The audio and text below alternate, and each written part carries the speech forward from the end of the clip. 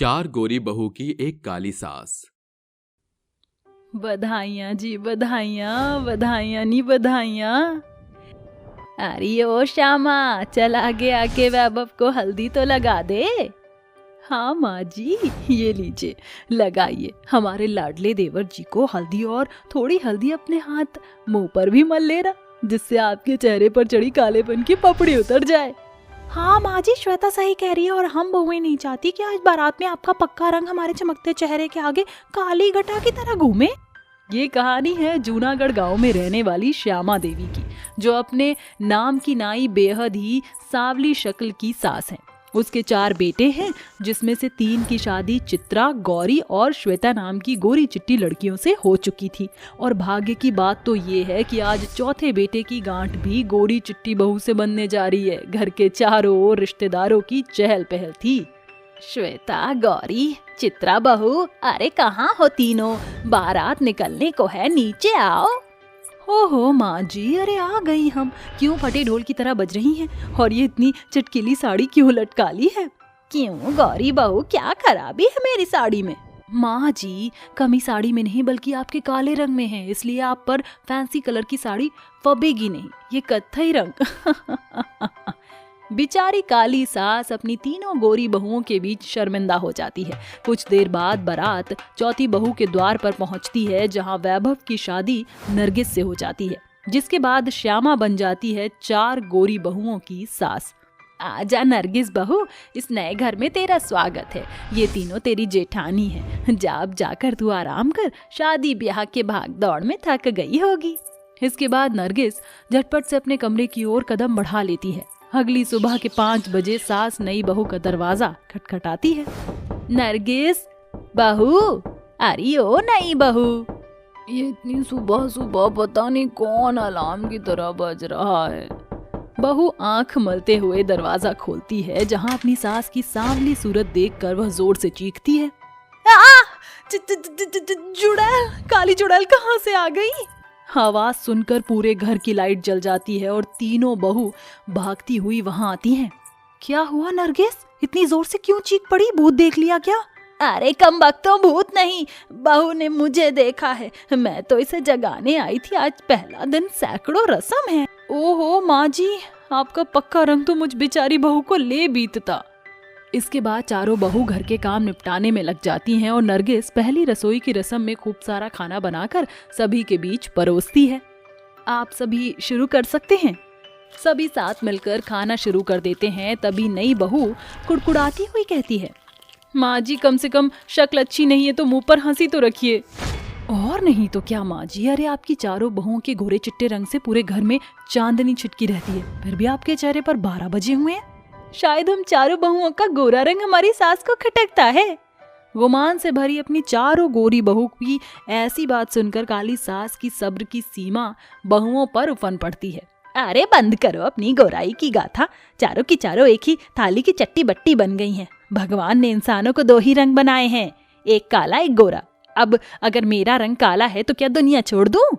सासू माँ, साफ साफ क्यों नहीं कह देती कि हम चारों बहुओं के गोरे रंग से आपके गुर्दे छिलते हैं? सचमुच सासू माँ, आपके तो दोनों हाथों में लड्डू हैं, जो एक साथ 4-4 गोरी चिट्टी बहुएं मिली हैं। किस्मत तो हम बहुओं की बेकार है, जो कुष्मांडा जैसी काली बकवास सास हमारे पल्ले पड़ गई है। हाँ। इस तरह घमंड में आकर चारों गोरी बहू अपनी काली सास की बहुत बेइज्जती करती हैं। सास खामोश खड़ी थी।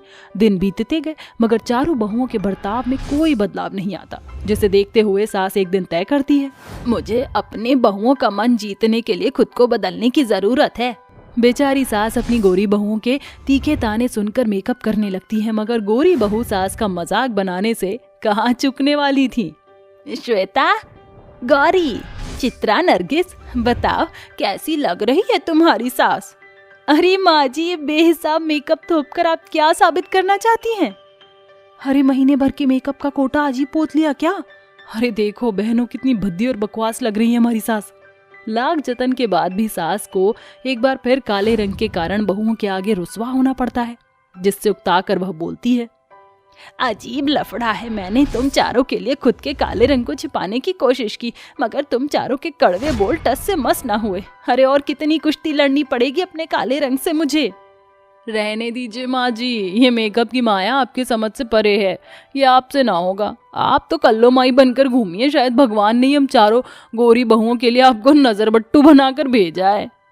इतने के साथ चारों बहू अपनी सास का ठट्टा उड़ाते हुए ठहाके मार कर हंसने लगती हैं। समय बीतता है। फिर एक दिन, सासू माँ, हरि ओ सासू माँ।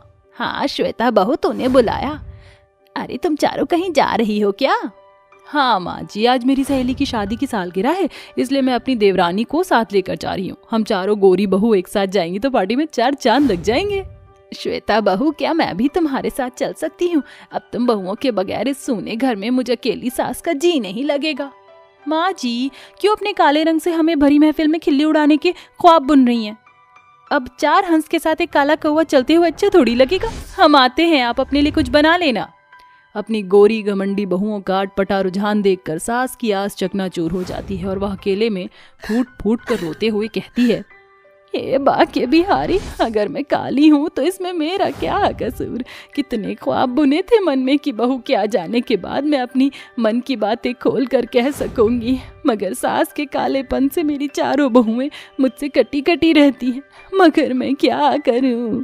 सास अपने आंसू पोंछकर अपनी बहू के कमरे में आती है, जहां गौरी के ड्रेसिंग टेबल पर एक ब्लीच क्रीम पड़ी थी। श्यामा झटपट से उसे लगा लेती है। कुछ देर बाद, अरे ये मेरे चेहरे पर खुजली क्यों हो रही है? लगता है मेरे चेहरे पर जमी कालेपन की मैल मिट रही है। कुछ ही देर बाद घर के सभी सदस्य लौट आते हैं। तभी सास की चीख सुनकर चारों बहू और बेटे एकजुट हो जाते हैं। अरे माँ, मेरा चेहरा। माँ, क्या हुआ आपको? और ये आपके मुंह पर क्या लगा है? जैसे ही वेद अपनी माँ के चेहरे को साफ करता है तो उसके चेहरे पर छोटे छोटे लाल दाने भरे होते हैं। लगता है सासू माँ ने मेरी ड्रेसिंग पर रखी एक्सपायर्ड ब्लीच लगा ली है। मगर माँ ने ऐसा किया क्यों? तुम चारों चुप क्यों हो? वेद को गुस्से में चिल्लाता देखकर खामोश खड़ी बहुएं उसे सारा वाक्य बताती हैं, जिसे जानकर वह बौखला कर कहता है, अरे शर्म आनी चाहिए तुम चारों को। अपनी झूठी सुंदरता की आड़ में तुमने मेरी माँ का मजाक बनाया। अब देखो क्या नतीजा देखने को मिल रहा है। जाओ जाकर अपने गोरेपन का जलवा जमाने में दिखाओ। निकल जाओ यहाँ से। अरे नहीं वेद बेटा, ऐसा ना करना, वरना जमाना ये कहकर मेरी जगहसाई करेगा कि बहू के गोरे रंग के डहा में उन्हें भगा दिया। गलती मेरी ही है, मैं ही भ्रमित भौरे की तरह अपनी बहुओं के लिए खुद को बदलने में लगी थी। ये सुनकर चारों बहुओं का दिल पसीज पड़ता है। उनकी आंखों से बहते आंसू उनके पछतावे को जाहिर कर रहे थे। माँ जी, हम चारों को माफ कर दीजिए। अपने गोरे रंग के गुमान में हमने आपके सांवले रंग की हंसी उड़ाई। हम नहीं जानती थी कि हमारी बात आपके मन में इस कदर बैठ जाएगी। माँ जी, हम समझ गई हैं कि इंसान रंग रूप से नहीं बल्कि अपने बेहतर आचरण से निखरता और संवरता है। शुक्र है भगवान का, आज मेरी बहुओं को अपनी काली सास की कदर समझ आ गई। उतने के बाद चारों बहू अपनी सास के चेहरे पर हल्दी चंदन का लेप लगाती हैं, जिससे श्यामा के चेहरे पर पड़ा बुरा प्रभाव घटने लगता है और चारों गोरी बहू अपनी काली सास के साथ घुल मिलकर हंसी खुशी रहने लगती हैं। सुबह के 7 बज गए हैं, मगर ये बुढ़िया अब तक सो रही है। इसे तो मजा चखाना ही पड़ेगा। ऐसा बोलकर गुस्से से दांत पीसती हुई गौरजा अपनी बूढ़ी सास पर बाल्टी भरकर बर्फीला पानी डाल देती है, जिस कारण दुलारी ठंड से ठिठुरती हुई कहती है, अरे गौरजा बहू, ये क्या अत्याचारी है। अरे रिश्ते का मान नहीं रख सकती तो कम से कम अपनी बूढ़ी सास की उम्र पर तो तरस खाओ। चुप कर बुढ़िया, फुर्ती से उठ और मेरे लिए चाय बना। ये वाक्य पहली बार नहीं था जब दुलारी की घमंडी बहू गौरजा अपनी सास के साथ ऐसे पेश आई थी। दरअसल गौरजा को अपने गोरेपन का बहुत गुमान था, इसलिए वह काम करने से कतराती थी, जिस कारण दुलारी ने सारे काम को संभाल लिया। वह सारा दिन दुलारी को अपने इशारे पर नचाती। माँ, कहाँ हो आप? अरे क्यों गला फाड़ रहे हो? माँ जी अंदर हैं। गौरजा तुम्हारे रहते माँ खाना बना रही है और तुम ये नेल पॉलिश लगा रही हो। अरे कभी तो अपने हाथ पाँव चला लिया करो। देखो प्रवेश, मैं चूल्हा चौका करके अपने सुंदर स्किन के साथ रसोई में रिस्क नहीं ले सकती। वैसे भी तुम्हारी माँ की उम्र ढल गई है, अगर हाथ पाँव जल भी गए तो कोई फर्क नहीं पड़ेगा, मगर मैं नहीं चाहती कि मेरे चांद जैसे गोरे चेहरे में दाग पड़े। बेवकूफ औरत, कब समझोगी? तुम औरत की खूबसूरती उसके गोरे रंग से नहीं उसके गुण से गिनी जाती है, मगर तुम्हारा गोरा रंग तुम्हारी अकल को खा गया है, तभी तुम अपनी सास के साथ भेदभाव करती हो। दूर खड़ा पुनीत अपने भाई और भाभी के झगड़े को देख रहा था और फिर वह अपने मन ही मन बोलता है, क्या फायदा उस गोरे रंग का जो रिश्तों को तोड़ कर रख दे। पुनीत के मन में ये बात घर कर जाती है और वह नैना नाम की एक काली लड़की से शादी करके घर आता है। माँ, ये नैना है आपकी बहू। दुलारी के मुंह पर जैसे चुप्पी की चपत पड़ जाती है। वह दूसरी ओर गौरजा नैना की हंसी उड़ाते हुए कहती है, दाद देनी पड़ेगी आपकी नजर को देवर जी, आप तो चलती फिरती कोयले की खान उठा लाए। अरे जमाने की गोरी चिट्टी लड़कियां सूली पर चढ़ गई थी क्या, जो लल्लू राम जैसी लड़की से शादी कराए? आप कहाँ मेरी कैटेगरी के और ये कहाँ काली। नैना ने कभी गलत के खिलाफ झुकना नहीं सीखा, इसलिए गौरजा को करारा जवाब देते हुए वो बोल पड़ी, लगता है आपकी काले रंग वालों से खास बनती नहीं है, मगर उस काले रंग को आपने अपनी आंखों में जगह दे रखी है। चलिए पुनीत जी। दुलारी का मन उसकी गोरी बहू के भेदभाव से भर चुका था, इसलिए उसकी आंखों में नैना के लिए भी वही छवि खींच चुकी थी। क्योंकि दूध का जला तो मट्ठा भी फूक फूक कर पीता है, फिर ये तो सारा मसला गोरी काली बहू के भेदभाव का था। अगली सुबह नैना सारा काम निपटाकर रसोई में चाय बना रही थी, तभी उसकी सास डरी सहमी हुई खुद में बड़बड़ाती हुई बोलती है, आज तो उठने में इतनी देरी हो गई। अरे माँ जी, आप क्यों किचन में चली आई? मैं तो चाय लेकर आपके कमरे में ही आ रही थी। ये लीजिए चाय। अपनी काली बहू से मिले इज्जत की भेंट को देखकर सास की आंखों में आंसू झिलमिला उठते हैं और वह मन में कहती है, क्या सचमुच नैना बहू नेक दिल है या ये मेरी आंखों का धोखा है? क्या हुआ माँ जी, चाय अच्छी नहीं बनी है क्या? नहीं बहू, चाय बहुत अच्छी है। कुछ देरी के बाद गौरजा रसोई में आकर अपनी सास पर खिसियाते हुए कहती है, सासू माँ, बुढ़ापे में अभी से सटियाना शुरू कर दिया? जाओ जाकर मेरे कमरे को क्लीन करो, सारा दिन मुफ्त की रोटियां तोड़ती रहती हो। जेठानी जी, ये क्या सलीका है सासू माँ से बात करने का? और सासू माँ क्यों आपके कमरे की सफाई करेंगी? आपके हाथ पैरों में दीमक लग गया है क्या? नैना की ये बात सुनकर गुस्से में तिलमिलाई गौरजा भड़कते हुए बोलती है, तुम होती कौन हो हम सास बहू के बीच में बोलने वाली? इस घर की छोटी बहू, आज से आप अपने कमरे की सफाई खुद करेंगी, और अगर इसे आपकी गोरी रंगत घिसती है तो काम वाली बाई रख लो। काली बहू के करारे शब्द ने गौरजा की बोलती बंद कर दी थी। तभी दुलारी अपनी बहू से कहती है, शुक्रिया छोटी बहू, आज तूने अपने सास के स्वाभिमान के लिए आवाज उठाई। माँ जी, अपनी बहू की एक बात याद रखिए, स्वाभिमान इंसान का श्रृंगार है। इसे बनाने में बरसों बीत जाते हैं, मगर जाने में एक लम्हा बहुत होता है। ये घर आपका है, फिर आप क्यों दबकर और डर कर रहती हैं? हाँ बहू, डरती हूँ क्योंकि जिन बेटों को पाल पोस कर बड़ा किया है वो इस माँ की आंखें हैं। चुप हूँ तो इसलिए कि कहीं गौरजा बहू मेरे बेटों को मुझसे छीन कर ना ले जाए। बहुत से अरमान थे इन आंखों में। सभी की तरह मैं भी चाहती थी कि मैं अपनी बहू के साथ चाय की चुस्कियां लूं, घंटों गप्पे लड़ाऊं, हम एक साथ बाजार जाएं, मगर गौरजा बहू के बर्ताव के बाद सारे अरमान मन में ही रह गए। अपनी सास की मन की बात जानकर काली बहू से पूरा करने का मन बनाती है। फिर उसी शाम, माँ जी चलिए साथ बैठकर चाय पीते हैं, आज हम खूब सारी बातें करेंगे। दोनों सास बहू बातें ही कर रही थीं, तभी कंधे पर पर्स लटकाए गौरजा को बाहर की ओर बढ़ता देख दुलारी बोलती है, अरे बड़ी बहू, इतनी जल्दी में कहाँ जा रही है? आ 2 घड़ी हमारे साथ बैठ जा। मैं और तुम दोनों एक साथ बैठूं? सवाल ही पैदा नहीं होता। आपका तो स्टैंडर्ड ही मुझसे मैच नहीं होता सासू माँ। और रही बात मेरी 2 कौड़ी की काली देवरानी की, तो मुझे उसके साथ बैठने उठने में कोई दिलचस्पी नहीं। हाँ। ये कहकर गौरजा गुस्से से जमीन रौंद कर चली जाती है। समय बीतता है। दुलारी अपनी काली बहू के साथ पूरी तरह से घुल मिल चुकी थी। उस सास को जैसी बहू की आस थी, नैना बिल्कुल वैसी ही थी। एक दिन नैना अपनी सास को बहाने से बाजार घुमाने लेकर जाती है। माँ जी वो देखिए चाट पापड़ी, चलिए ना साथ मिलकर खाते, मेरा बड़ा मन है खाने को। रहने दे नैना बहू, तेरी सास भले भोली है, मगर ये बाल धूप में बैठकर सफेद नहीं किए। मैंने जिस दिन से तुझे अपने मन की बात बताई है, तू मेरी एक एक ख्वाहिश को पूरा कर रही है। जरूर मैंने पुण्य किया होगा जो मुझे बेटी से भी बढ़कर बहू मिली है, जिसे मेरी ख्वाहिशों का ख्याल है। माँ जी अब आप इतनी तारीफ करेंगी तो मेरा पेट भर जाएगा, चलिए कुछ खाते हैं। दोनों सास बहू बाजार घूमने के बाद जब वह घर लौट रही होती है, तभी रास्ते पर एक बड़ी भीड़ लगी हुई होती। जैसे ही वह भीड़ को चीरते हुए अंदर आती हैं, तो गौरजा को जमीन पर बेहोश पड़ा देखकर चौंक पड़ती है। माँ जी ये तो जेठानी जी है, हमें इन्हें लेकर अस्पताल जाना होगा, इनके सर से खून बह रहा है। दोनों सास बहू बिना देरी किए गौरजा को लेकर अस्पताल पहुंचती हैं, जहां डॉक्टर उसका इलाज करते हैं। कई घंटों बाद जब गौरजा बेहोशी से बाहर आती है तो उसे देखकर नैना और दुलारी की आंखों में ठहरे आंसू छलक पड़ते हैं। भगवान का शुक्र है बहू, जो तुझे होश आ गया, हमारा तो दिल ही बैठ गया था। बहुत खुशकिस्मत हैं आप जो आपको माँ जैसी सास मिली है, वरना आज के जमाने में तो दूध पिलाने वाली माँ भी अक्सर बच्चों को भूल जाती है। मगर मैंने पहली बार सास को बहू के लिए बेचैन होते देखा है। डॉक्टर के मुंह से सच सुनकर गौरजा की आंखें जमीन में गड़ जाती हैं और वह कहती है, माँ जी मुझे माफ कर दीजिए, मैं आपकी बहू कहलाने के काबिल नहीं। मैंने अपने गोरेपन के गुमान में आप दोनों से भेदभाव किया है, मुझे माफ कर दीजिए माँ जी।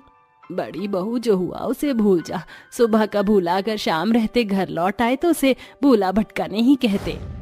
इस तरह गौरजा का गोरेपन का घमंड टूट कर बिखर जाता है। आज दुलारी की दोनों बहुओं में काले गोरे रंग को लेकर कोई भेदभाव या बैर नहीं, बल्कि प्यार और अपनापन था। मुझे नहीं पता था कि गोरी बहुएं ऐसी होती हैं। अगर ऐसी होती हैं तो मैं अपनी दो दो काली बहुएं ले आती। हद होती है किसी बात की सोनाली बहू। बाबूजी, माँ जी, कोई बात नहीं, जाने दीजिए, वो बड़ी हैं, उन्हें अब माफ कर दीजिए। इतना सब कुछ होने के बाद भी मेरी रागनी बहू, जिसे तू काली बोलती है, देख कितना बड़ा दिल है उसका, तुझे माफ करने को कह दिया। और तू? बाबूजी, माँ जी, रागिनी, आप सब मुझे माफ कर दीजिए। मैंने जो किया उसके लिए मैं बहुत शर्मिंदा हूँ। आखिर सोनाली ने ऐसा क्या किया था जिस बात का उसे अब पछतावा हो रहा था? आखिर क्यों उसके सास ससुर उससे खफा थे? पूरी बात जानने के लिए हमें कहानी में कुछ समय पीछे जाना होगा, जहां विमला और नरेश ने अपने दोनों बेटे विक्रम साहिल की शादी सोनाली और रागिनी से करा दी। दोनों ही अच्छे और बड़े परिवार से थी, पर दोनों बहू में एक चीज का फर्क था, वो ये कि बड़ी बहू सोनाली बहुत गोरी थी तो छोटी बहू सांवली थी, जो कि सोनाली के आगे काली के समान लगती थी। इसलिए अधिकतर लोग उसे काली ही बोला करते थे, पर कर्म से वो सर्वगुण संपन्न थी। शादी के अगले दिन ही रागिनी बहू समय से जल्दी उठकर सफाई करके पूजा पाठ कर लेती है, जिसकी आरती की मधुर वाणी सुनकर सास ससुर मंदिर में आकर खड़े हो जाते हैं। वहीं बड़ी बहू देर तक सो रही थी। ओ कान्हा, अब तो मुरली की मधुर सुना दो तान, मैं हूँ तेरी प्रेम दीवानी, मुझको तो पहचान। अरे वाह बहू, तू तो बहुत अच्छी सुबह की आरती गाती है, बिल्कुल कोयल जैसी। अरे बड़ी बहू सोनाली कहाँ है? कायदे से तो उसे पूजा करनी चाहिए थी। माँ जी, मैंने उन्हें उठाने की कोशिश की थी, पर वह कह रही थी कि मैं थक गई हूँ तो लेट आऊंगी। कोई बात नहीं, हो सकता है शादी की थकान हो। अरे बहू, जरा प्रसाद तो दे मुझे। लीजिए बाबूजी। बहू, तूने पहली रसोई में कुछ मीठा बनाया है? जी माँ जी, मैंने देसी घी में बादाम का हलवा बनाया है। ये कहते ही रागिनी डाइनिंग टेबल पर नाश्ता लगा देती है। सास ससुर हलवा खा ही रहे थे कि बिना पल्लू के सोनाली अचानक से आकर डाइनिंग टेबल पर बैठ जाती है और रागिनी से कहती है, अरे वाह रागिनी, शुक्र है तुमने नाश्ता बना लिया, वरना मुझे करना पड़ता। कोई बात नहीं दीदी। बहू, तू घर की बड़ी बहू है और तुम दोनों की शादी एक साथ हुई है, तो तू अपनी बड़ी बहू होने का फर्ज क्यों नहीं निभा रही? सुबह से सारा काम छोटी बहू ने किया है, तूने कुछ नहीं किया, सीधा बस खाना खा रही है। तो क्या हो गया माँ जी? देखो, मुझे ना ये सब काम करने की आदत नहीं है। मेरे घर में नौकर चाकर होते थे, और वैसे भी आपकी काली बहू ने खाना बना दिया, तो फिर आप ऐसे क्यों बोल रही हैं? बड़ी बहू, ये तुम किस तरह से बात कर रही हो दोनों से? संस्कार नाम की चीज नहीं है क्या? रागिनी भी तुम्हारे जैसे बड़े घर से आई है, तब भी काम कर रही है। तुम दोनों में कोई फर्क नहीं है। बाबूजी, बहुत फर्क है। हम दोनों में जरा उसकी शक्ल देखो और मुझे देखो, मैं कितनी गोरी हूँ। बहू, तुम गोरी तो हो, तो कुछ भी बोलोगी। इंसान की सूरत नहीं, काम देखा जाता है। बेहतर होगा कि तुम भी इस घर की बहू होने का फर्ज निभाओ। ओके ओके माँ जी बाबूजी।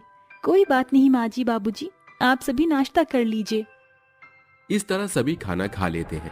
अगले दिन फिर से सोनाली लेट उठती है, और जब तक रागिनी बहुत सारा काम निपटा लेती है और खाना सोनाली बनाकर लाती है, जिसे खाकर सास ससुर कहते हैं, अरे छी, ये क्या खाना बनाया है बड़ी बहू तूने? खाने में इतना नमक क्यों डाला है? हमारा बीपी बढ़वाना चाहती है क्या? ओहो, सब्जी पराठा कुछ खाने लायक नहीं है। इतनी भूख लग रही थी, भूख ही मर गई। बहू, सब तेरी गोरी शक्ल देखकर पेट नहीं भरेंगे। अरे खाना बनाना भी सीख कर आती। माँ जी, आप ये कैसे बोल रही हैं? नहीं, खाना तो मत खाइए ना। माँ जी, बाबूजी, आप परेशान मत होइए, मैं आपके लिए खाना बना लेती हूँ, बस 5 मिनट दीजिए। इतनी जल्दी कैसे बनाएगी बहू? माँ जी, दीदी की बनाई रोटी से आप देखना मैं कितना अच्छा खाना बनाकर लाऊंगी। ऐसा बोलकर रागिनी उन तेज नमक रोटियों को ले जाकर पैन में सब्जियां काटकर फ्राई कर देती है और अपने सास ससुर सोनाली को खिलाती है, जिसे खाकर वो दोनों उसकी बहुत तारीफ करते हैं। वक्त बीतता है। सोनाली घर के कामकाज में बिल्कुल हाथ नहीं बटाती थी, न उसे कोई काम आता था। वहीं छोटी बहू हर चीज में इतनी निपुण थी, फटाफट हर चीज कर लिया करती थी। एक दिन विमला के पैर में दर्द था, तभी वो सोनाली को बुलाकर कहती है, बहू जरा मेरे पैर दबा दे। ओ प्लीज माँ जी, आपको मैं कोई दाई नजर आती हूँ जो आपके पैर दबाऊंगी? वैसे भी मेरे हाथ पर नेल पेंट लग रही है, खराब हो जाएगी। आप रागिनी से बोल दो। माँ जी, मैं आ गई हूँ, मैं ही दबा दूंगी। दीदी कोई बात नहीं, आप अपने कमरे में जाइए। तभी रागिनी अपनी सास के पैर दबाती है तो सास बोलती है, बहू, तुझे बुरा नहीं लगता?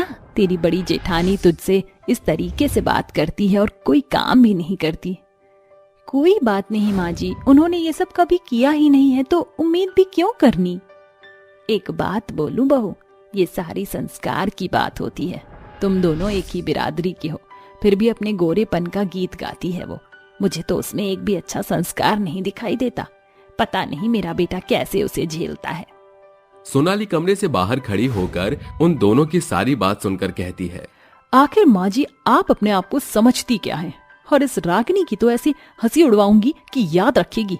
अगले दिन सोनाली कहती है, माँ जी, रागिनी शादी के बाद से मैं अपनी फ्रेंड से मिली नहीं, इसलिए वो सब मिलने मुझसे यहाँ आ रही हैं आज। तो रागिनी, तुम अपने फेस पर कुछ लगा लेना ताकि हमारे घर की बेइज्जती ना हो। बड़ी बहू तू फिर? कोई बात नहीं माँ जी, दीदी मैं कर लूंगी। 2 घंटे बाद उसकी दोस्त शालिनी और प्रियंका आ जाती है। सोनाली के कहने पर रागिनी उन सब का नाश्ता लेकर आती है तो सब उसकी काली पुती हुई शक्ल को देखकर हंसते हुए कहते हैं, अरे सोनाली, यही है ना तेरी देवरानी? इसकी शक्ल कुछ गटर जैसे काली काली लग रही है। मुझे तो ये अमावस का चांद लग रही है, काली काली। बहू, ये तूने अपनी शक्ल का क्या हाल कर लिया? मेरी शक्ल को कुछ भी तो नहीं किया मैंने। रागिनी, हद होती है, इस चीज की कमी थी बस। अरे तुम पहले से ही काली हो और काली होने की क्या जरूरत थी? इन काले लोगों का कुछ नहीं हो सकता। मैं कुछ समझी नहीं, आप मुझे इस तरह से क्यों बोले जा रहे हैं? बहू तू अंदर जा और अपना चेहरा साफ कर। रागिनी, तुमने तो मेरे दोस्तों के आगे नाक कटवा दी। ये सब सुनकर रागिनी रोते हुए अंदर चली जाती है और जब अपना चेहरा आईने में देखती है तो खुद को देखकर रोते हुए कहती है, भला ये कालिक मेरे चेहरे पर कैसे पुत गई? मैंने तो ऐसा कुछ भी नहीं किया। जब रसोई से आई थी तो पसीना पोंछने के लिए मैंने उस तौलिए से अपना मुंह पोंछा था, तभी तो ये सब नहीं हो गया। फिर ये सब कौन कर सकता है? हंसी मजाक करके सोनाली की सहेलियां चली जाती हैं। तभी विमला सोनाली से कहती है, बहू, मैं बहुत अच्छे से जानती हूँ, ये जो भी हुआ सब तेरी वजह से हुआ है, सब तेरा षड्यंत्र था। तू जलती है रागिनी बहू से। हाँ, ये सब मैंने किया है। आपको उस काली बहू पर बहुत ज्यादा ही प्यार आता है, इसलिए उसे आप सर पर चढ़ा कर रखती हैं। जानती भी है तेरी वजह से वह कितना बेइज्जत हुई और कितना रो रही है, क्या बीत रही है उसके दिल पर। मुझे कुछ फर्क नहीं पड़ता। ये सब क्या हो रहा है? क्या हुआ रागिनी को? मुझे सब कुछ बताओ विमला। ये सुनकर विमला नरेश को सब कुछ बता देती है, जिससे नरेश भी तिलमिला उठता है। अरे बड़ी बहू, तेरी हिम्मत कैसे हुई छोटी बहू को बेइज्जत करने की? तेरे साथ उसने कभी बुरा नहीं किया, फिर भी। बस बाबूजी, अब आप भी मत शुरू हो जाइए, इसी के लायक है वो। माँ जी उसी के ही गुड़गाती रहती हैं, बोल रही थी मुझ में संस्कार नाम की चीज नहीं है। वो काली कमली इसी के लायक थी, इसलिए मैंने ये सब किया। सोनाली बहू, तूने तो हद पार कर दी। तू इतना गिर जाएगी कभी सोचा ही नहीं था। अरे तेरी छोटी बहन जैसी है वो। अगर मुझे पता होता कि गोरी बहुएं ऐसी होती हैं तो मैं अपने बेटे के लिए 2-2 काली बहुएं लेकर आती। अरे तू तो घर के कोई काम भी नहीं करती, सारा घर रागिनी ही संभालती है। और बहू, ये काले गोरे का भेदभाव करना छोड़ दे, तुझसे लाख गुना ज्यादा अच्छी है रागिनी बहू। तभी रागिनी आकर कहती है, कोई बात नहीं माँ जी बाबूजी, शायद दीदी को मुझसे कोई शिकायत होगी इसलिए उन्होंने ये सब किया, आप माफ कर दीजिए। देख ले, इतना सब होने के बाद भी तेरा ही पक्ष ले रही है, सीख उससे कुछ। उसका दिल बहुत बड़ा है और तेरा काला और छोटा। रागिनी, मुझसे बहुत बड़ी गलती हो गई, मुझे तुम्हारे साथ ये सब नहीं करना चाहिए था। मैं अपने गोरेपन के घमंड में चूर हो गई थी। माँ जी बाबूजी, आप भी माफ कर दीजिए, अब से तुम मेरी छोटी बहन की तरह हो। मैं फिर कभी ऐसे नहीं बोलूंगी। कोई बात नहीं दीदी, अंत भला तो सब भला। इस तरह दोनों बहुएं बहनों की तरह मिलकर हंसी खुशी रहने लगती हैं। दूर दराज गाँव में कमला अपनी गौरी, 7 महीने की गर्भवती बहू माया और 6 साल की पोती कीर्ति के साथ रहती थी। कीर्ति के काली होने के कारण माया उससे बहुत नफरत करती थी। स्कूल से आकर जब वो घर में घुस रही थी तो पड़ोसी रमा और उसका पौधा गौरव कहता है, अरे देखो तो, गौरी बहू की काली बेटी जा रही है। माँ तो रसगुल्ले जैसी सफेद है और तू ये काला गुलाब जामुन निकली। दादी, हो सकता है इसकी मम्मी ने इसे हॉस्पिटल में काला कर दिया। हाँ मेरे लाल, वैसे इस काली कलूटन को घर में कोई प्यार नहीं करता। आंटी और गौरव, तू भी, आप दोनों मुझसे इस तरीके से बात नहीं कर सकते। मैं काली हूँ तो क्या हुआ, काली लोगों की जिंदगी नहीं होती है क्या? अरे अरे देख, छोटी सी मुर्गी की जुबान बाहर निकल कर आ रही है। अपनी माँ को देखकर कीर्ति कहती है, माँ देखो ना, ये लोग मुझे कैसे बोल रहे हैं, मुझे काला बोल रहे हैं। तो क्या करूं, अब काले गोबर जैसी शक्ल लेकर पैदा हुई है तो लोग तो सुनाएंगे ही। ये तो कुछ भी नहीं है, तेरी वजह से मुझे बाहर कितना सुनना पड़ता है जानती भी है। माँ, आप भी। इन लोगों के सामने भोली क्या बन रही है? मैं क्या तेरा यहाँ बचाव करने आई हूँ? चुपचाप यहाँ से घर में जा और जाकर सफाई कर। इसकी सगी माँ होकर भी इसकी सगी नहीं है। भगवान ऐसी माँ और काली बेटी किसी को ना दे। काश मेरी खुद की माँ मुझसे बहुत प्यार करती तो वो मेरी साइड लेती। जब अपने ही चुभते हैं तो परायों से क्या शिकायत। मन में ऐसा कहकर कीर्ति घर जाकर पोंछा लगाती है और कहती है, माँ, मैंने पोछा लगा दिया है, अब मुझे खाना दे दो। क्या खाना? मैं तो खाना बना नहीं सकती। तू जानती है ना, तेरी दादी ने अपने और मेरे लायक ही बनाया था और हमने खा लिया। और तेरे पापा शहर में काम कर रहे हैं तो बची तू। अब तो अपना गुजारा खुद कर ले। पर माँ, मैं छोटी हूँ, मैं खाना कैसे खाऊं? मुझे बनाना नहीं आता। जा सड़क पर भीख मांग। वैसे भी भिखारी जैसी काली शक्ल है, कोई ना कोई तो तुझे पैसे दे ही देगा। अरे मेरी प्यारी पोती आ गई, चल तू बाहर मत जा। ऐसा कर, मेरे पैर दबा दे, क्या पता मैं तुझे बदले में कुछ दे दूं। पता नहीं काली सी पोती क्यों आ गई मेरे घर में। बहू, तेरे गोरे होने का क्या फायदा जब तूने इसको काली पैदा किया है। माँ, जब देखो आपको फायदा नुकसान ही दिखाई देता है। अरे आपने क्या मुझे काजू बादाम खिला दिया था जो गोरी बेटी पैदा होती? वो तो शुक्र है इस बार मेरी माँ ने मुझे सब कुछ भिजवाया है जो मैंने खाया। अब देखना, अब की बार गोरा बच्चा होगा। जब देखो चालू हो जाती है। ए कीर्ति, चल मेरे पैर दबा। ये सुनकर कीर्ति अपनी दादी के पैर दबाती है, जिसके बदले में वो उसे एक सेब दे देती है। लेकिन उस छोटे बच्चे का एक सेब से क्या ही हो जाता। वो अकेले बैठकर बहुत रोती थी। 1 महीना बाद माया एक गोरी बेटी को जन्म देती है, जिसका नाम लवली था। कमला और माया उसे अपनी गोद से बिल्कुल नहीं उतारते थे, उसे बहुत प्यार करते थे। वहीं दूसरी ओर उन्होंने गोरी और काली बेटी में भेदभाव करने लग गई। वक्त गुजरता है और लवली 16 साल की हो जाती है। जहां उसे बहुत प्यार मिलता है, वहीं अभी भी कीर्ति को काली होने के बावजूद भिन्न भिन्न प्रकार के ताने कसे जाते हैं। उस पर अत्याचार किया जाता था। एक शाम वो अपनी छोटी बहन के साथ ट्यूशन जा रही थी। तभी लवली कहती है, अरे तुझे कितनी बार बोला है मुझसे थोड़ा दूर होकर चला कर। जानती है ना तू कितनी काली है और मैं गोरी। लवली, तूने मुझे दूर रहकर चलने को कहा था, अब और कितना दूर हो जाऊं। ये मत भूल कि मैं तेरी बड़ी बहन हूँ। बड़ी बहन तो कुछ भी करेगी। अरे मैं जलील होती हूँ तेरे साथ चलने में। सबकी बहन गोरी और तू काली अमावस का चांद। बस कर लवली।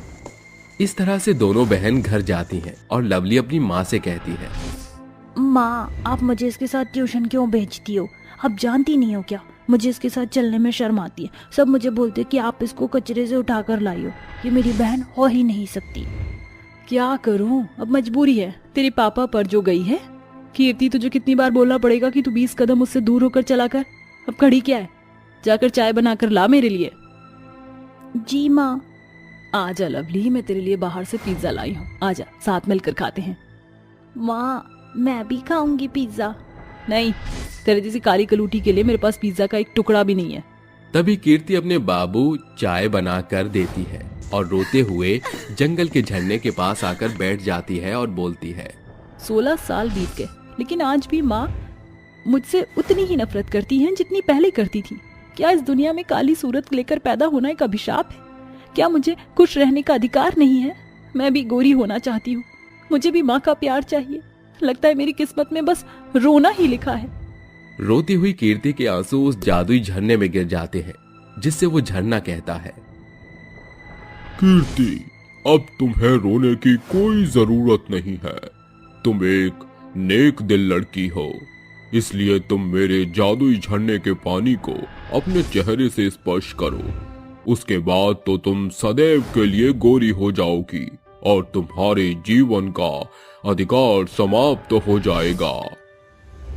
ये कहते ही वो आवाज गायब हो जाती है। अरे, ये कैसी आवाज थी? क्या सच में ये जादुई झरना है? आजमा ही लेती हूँ। ये बोलकर कीर्ति जैसे ही उस जादुई झरने के पानी से अपने चेहरे को धोती है तो वो तुरंत गोरी हो जाती है और अपनी शक्ल पानी में देखकर हंसते हुए कहती है, अरे वाह, ये क्या, मैं तो गोरी हो गई। इस झरने ने चमत्कार कर दिया। शुक्रिया जादुई झरने, अब मेरी माँ मुझसे बहुत प्यार करेंगी। कीर्ति खुश होकर जैसे ही अपने घर की ओर बढ़ती है तो जान पहचान वाले सभी लोग उसे देखकर आश्चर्यचकित हो जाते हैं। अल्लाह, ये काली कलूटी इतनी गोरी कैसे हो गई? अब तो लगता है इससे शादी ही करनी पड़ेगी। कल तक जो लड़का मुझे काली कलूटी कहता था, आज मुझसे शादी करेगा, ये बात कर रहा है। भाभी बहुत खुश होंगी। कीर्ति को ऐसा गोरा देखकर आसपास के लोग हक्के बक्के रह जाते हैं और जब वो अपनी माँ, दादी और बहन के सामने जाती है तो उनके पैरों तले जमीन खिसक जाती है। अरे काली कलूटी, तू इतनी गोरी कैसे हो गई? कौन से पार्लर में गई थी जिसने तुझे गोरा कर दिया? हाँ भाई, तू साबुन के झाग में गिर गई थी जो निकल कर बाहर आई है क्या?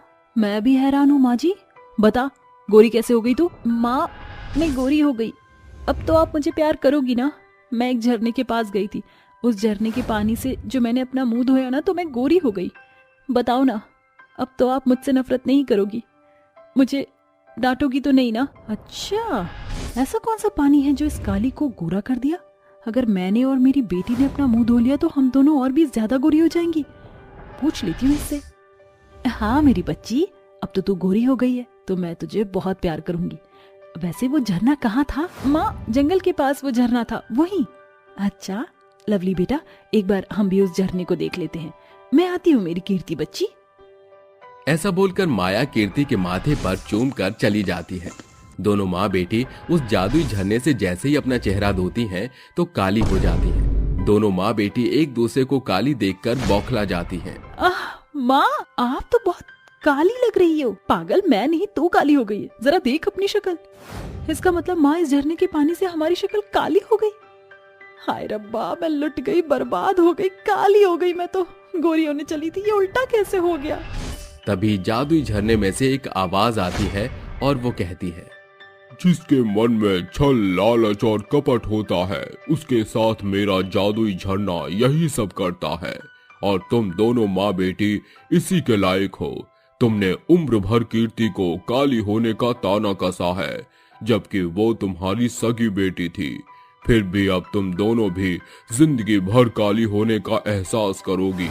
ये करनी है तुम्हारी। नहीं नहीं नहीं, हमारे साथ ऐसा मत करो, हमें अपनी गलती का पछतावा है। हाँ जादुई झरने, हमें माफ कर दो। मैं अपनी बहन के साथ ऐसा फिर कभी नहीं करूंगी। नहीं, तुम्हारी यही सजा है। अब चली जाओ यहाँ से। इस तरह दोनों माँ बेटी को अपने किए कर्मों की सजा मिल जाती है, जिसके बाद वो कीर्ति को उसके बचपन का प्यार लौटाती हैं और सुधर जाती हैं, पर काले चेहरे के साथ जिंदगी बिताती है। हीरालाल अपनी 10 वर्षीय बेटी रश्मि के संग मानिकपुर गांव में कच्चे मकान में रहता था। पत्नी के देहांत के बाद उसने अकेले ही अपनी बेटी का लालन पालन किया था।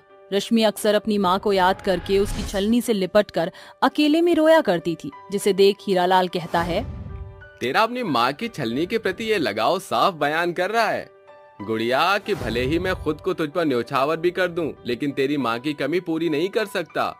गुजरते समय के संग रश्मि 20 बरस की जवान रूपवती लड़की में बदल गई, जिसे देख हीरालाल कहता है, समय है कि अब मैं अपनी बिटिया के घर गृहस्थी के बारे में सोचूं, क्योंकि एक पिता जानकर वो भले ही मुझे अपने मन की बात बताने में हिचके, लेकिन पिता का फर्ज तो मुझे निभाना ही है। हीरालाल अपनी बेटी के विवाह के लिए रिश्ते तलाशने लगता है। एक रोज उसके घर कलावती अपने बेटे दिनेश के संग विवाह का प्रस्ताव लेकर आती है। हीरालाल उनका स्वागत सत्कार करता है। वैसे तो मेरा बेटा सिर्फ मैट्रिक पास है, लेकिन कारखाने की पूरी जिम्मेदारी इसी के पल्ले है। मेरी बेटी मेरे लिए मूंगों से भी ज्यादा कीमती है। अगर आपकी कोई मांग हो तो बेझिझक कह दीजिए, ताकि मैं समय रहते बंदोबस्त कर सकूं। मुझे दहेज का एक तिनका नहीं चाहिए, मैं सिर्फ अपने बलबूते पर आपकी बेटी ब्याह कर ले जाना चाहता हूँ। लोभी कलावती अपने बेटे को वफादार लहजे में बतियाता देख आंखें दिखाकर जोरदार चिकोटी काट कर बीच में कूद पड़ती है। अरे बेटा, अगर उनका कुछ देने का मन है तो दे देना, आखिर राज तो उनकी बिटिया को ही करना है। रश्मि कलावती के लालच भरे मंसूबे को झटपट भांप जाती है, लेकिन दिनेश का लोभ रहित अंदाज उसके दिल में बस जाता है। बड़े ही धूमधाम और हर्षोल्लास के संग दोनों शादी के बंधन में बंध जाते हैं। रश्मि विदाई से पहले अपनी माँ की छलनी को सीने से सटा कर कहती है, माँ, याद है जब मैं 5 बरस की थी तो आप और मैं साथ मिलकर इस छलनी से आटा छानते थे। वह उस छलनी को अपने बक्से में रखकर अपने सामान समेत ससुराल आ जाती है, जहाँ उसकी सास कहती है, सुन बहू, ससुराल की दहलीज शासन का दूसरा नाम है, इसलिए यहाँ के कायदे कानून के हिसाब किताब जल्दी से सीख जाओ। फिर लालची कलावती बहू के मायके से आई सामानों की पोटली खोलती है। तभी उसकी नजर छलनी पर पड़ती है, जिसे देख वह हंसी उड़ाकर कहती है, अरे ओ मंदबुद्धि, ये तो तू अपने साथ टूटी फूटी छलनी किस खुशी में भर लाई है। इस छलनी की बिगड़ी हालत देखकर ऐसा जान पड़ा जैसे ये सालों पुराना है। माँ जी, ये छलनी मेरी स्वर्गवासी माँ की अंतिम निशानी है। ये मेरे खातिर सोने चांदी से बढ़कर है। गुजरते समय के साथ वह ससुराल की तमाम जिम्मेदारी बखूबी संभाल लेती है, लेकिन एक रोज उन्हें दुखद समाचार सुनने को मिलता है। उस शाम दिनेश हताश होकर घर लौट आता है। क्या हुआ जी, आप इतने परेशान क्यों लग रहे हैं? अरे हम बर्बाद हो गए रश्मि, आज कारखाने में आग लग गई, सब कुछ जलकर ध्वस्त हो गया, कई मजदूर मारे गए, इसलिए अब घर बेचकर हर्जाना चुकाना होगा। ये घर भी हमसे छिन जाएगा, सब कुछ खत्म हो गया। एक ही झटके में दिनेश अर्श से फर्श पर चला आता है, जिस कारण वह पिछड़ी हुई बस्ती में आकर रहने को मजबूर हो जाते हैं। उसकी सास उसे आए दिन कोसती है, नास पिटी करम जली, राजा से रंक बना चुकी है हमको, चली क्यों नहीं जाती अपने बाप के यहाँ। डायन, कदम रखते ही मेरे घर की खुशियां खा गई। रश्मि रोती बिलखती हुई घड़ा और छलनी उठाकर नदी पर चली जाती है और छलनी को एकटक निहारते हुए बोलती है, तुमसे बात करके माँ की कमी नहीं खलती, मेरी प्यारी छलनी। अचानक उसकी छलनी हाथों से छूटकर नदी में बहने लगती है। ये छलनी मुझसे दूर नहीं हो सकती। वह जैसे ही पानी में कूदने के लिए आगे बढ़ती है, नदी के बीचों बीच एक शोभायमान वस्त्र धारण किए देवी प्रकट होकर कहती हैं, हे पुत्री, ये तुम क्या अनर्थ कर रही हो? देवी माँ, मेरी छलनी इस पानी के भीतर चली गई है, वो मेरी माँ की अंतिम निशानी है। चिंतित ना हो, मैं उसे खोजती हूँ। देवी पानी में डुबकी लगाकर चमचमाती छलनी निकालकर कहती हैं, क्या ये तुम्हारी छलनी है? नहीं, ये मेरी छलनी नहीं है, वो तो एकदम पुरानी है। देवी दोबारा पानी में डुबकी लगाकर इस बार सोने की छलनी निकालकर कहती हैं, क्या ये तुम्हारी छलनी है? नहीं, ये छलनी भी मेरी नहीं है। ठीक है, मैं एक बार फिर देखती हूँ। देवी अंतिम बार उसकी टूटी फूटी छलनी निकालकर कहती हैं, क्या ये तुम्हारी छलनी है? हाँ, यही मेरी छलनी है।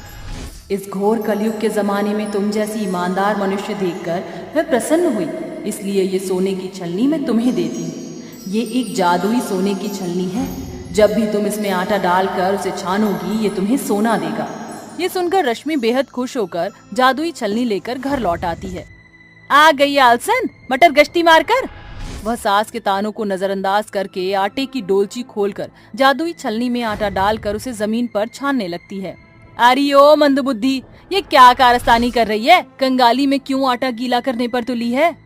तभी टूटी फूटी छलनी एक जादुई सोने की छलनी में बदल जाती है, जिसके बाद जादुई सोने की छलनी से एक तेज रोशनी पूरे घर में उजागर होने के साथ छलनी से सोने के सिक्कों की बौछार होने लगती है, जिसे देखकर दोनों सास बहू भौचक्की रह जाती हैं। अरे मैया, ये कौन से कुदरत का करिश्मा है? छलनी में तो तूने आटा डाला था, ये सोने के सिक्के कैसे बन गए? रश्मि अपनी सास को पूरा घटनाक्रम बताती है। अरे तब तो हमारे चांदी ही चांदी है, ये तो सोने की छलनी तो खजाने का सुनहरा दरवाजा निकला। सुनिए जी, इन सिक्कों को बेचकर जो मोल मिले उसे आप नए कारखाने की नींव रख दीजिए। जादुई सोने की छलनी से उनकी गरीबी की रेल पटरी पर आ जाती है। सब कुछ पहले जैसा हो जाता है, लेकिन एक रोज मंगलू उसकी दहलीज पर दस्तक देता है। मंगलू काका, आप इस घड़ी सब कुशल मंगल तो है? बिटिया, तुम्हारे पिता की तबीयत बहुत नासाज है, तू चल। सोच क्या रही है बहू, आगे बढ़ और बचा ले अपने पिता की जान। वह जादुई छलनी को लेकर अपने पिता के घर आकर कहती है, पिताजी, आपने तो मुझे पल भर में पराया कर डाला, कुछ बताया क्यों नहीं? अरे बिटिया, ई का बताई तोहरे ब्याह के वास्ते मोटा कर्जा लिए रहे, जौने के चुकाई के खातिर पेट काट कर पैसा जुगावत रहे। देख घर की दुर्दशा, एक अन्न का दाना नहीं यहाँ। मंगल काका, मुझे थोड़ा सा आटा मिलेगा? हाँ बिटिया, हम अभी लावत हैं। रश्मि सूखे आटे को जैसे ही सोने की जादुई छलनी में डालती है, वह सोने के जेवर बरसाने लगता है। ये लीजिए पिताजी, इन्हें बेचकर आप सारा कर्जा चुकता कर दीजिए। अरे बिटिया, तूने तो अपने पिता को कर्जदार बना दिया। ईश्वर तुझ जैसी बेटी सभी को दे। आधे रास्ते आते ही उसे सुनसान सड़क पर एक विकलांग भिखारी हाथ फैलाए दिखाई पड़ता है। अरे कोई खाना खाने को दे दो। सचमुच बिना हाथ पैर के इंसान कितना बेबस हो जाता है, मुझे इसकी मदद करनी होगी। रश्मि भिखारी के पास आकर कहती है, सुनो भैया, क्या तुम मुझे अपने थैली में से एक मुट्ठी आटा निकाल कर दोगे? ये सुनकर भिखारी असमंजस में आकर कहता है, अरे सब इंसान मुझ भिखारी पर तरस खाकर मुझे कुछ न कुछ दे कर जाते हैं, लेकिन तुम पहली इंसान हो जो मुझ भिखारी के आगे हाथ फैला रही हो। विकलांग भिखारी उसे आटा देता है। रश्मि उसे अपनी जादुई सोने की छलनी में भरकर जैसे ही उसे छानती है, छलनी की जाली से सोने के सिक्के और जेवर बरसने लगते हैं। अरे ये कैसे किया तुमने? अरे मैं तो दंग रह गया। ये मेरी जादुई छलनी है, ये सारा सोना तुम रख लो, ये तुम्हारे संघर्ष भरे जीवन को आसान बनाएगा। तुम्हारा शुक्रिया। रश्मि एक बड़ी मुस्कान भरकर घर लौट आती है और अपनी जादुई छलनी का सही उपयोग करना कभी नहीं भूलती। वो हमेशा जरूरतमंद की मदद के लिए तत्पर रहती थी।